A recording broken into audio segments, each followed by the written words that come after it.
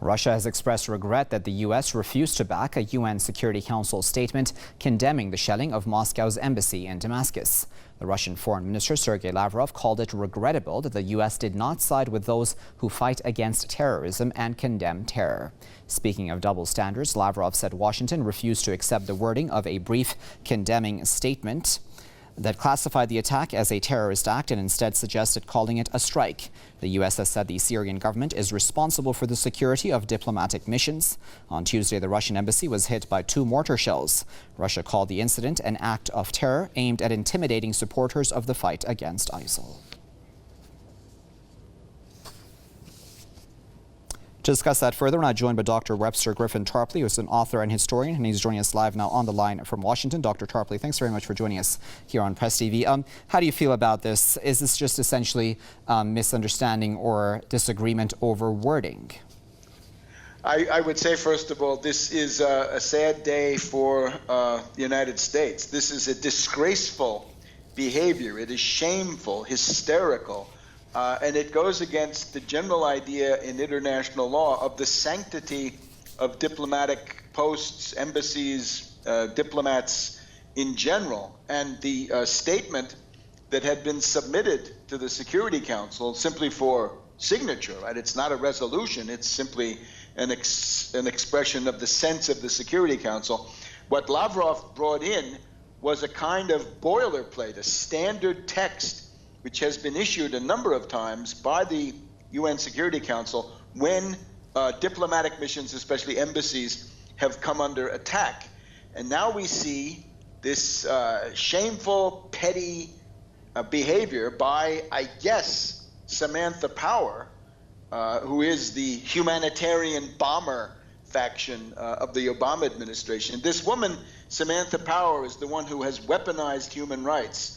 But you can see what her issue is right now.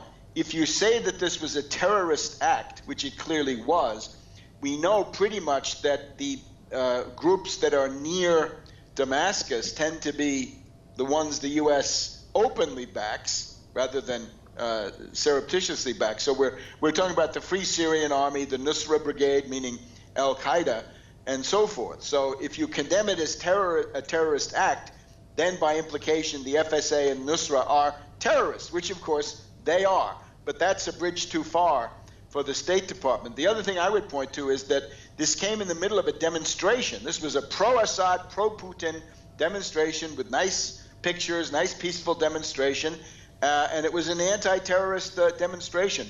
One of the mortar shells or rockets, as I understand it, fell in the Bab Tuma area, and as someone who has visited Damascus, that's St. Thomas's Gate.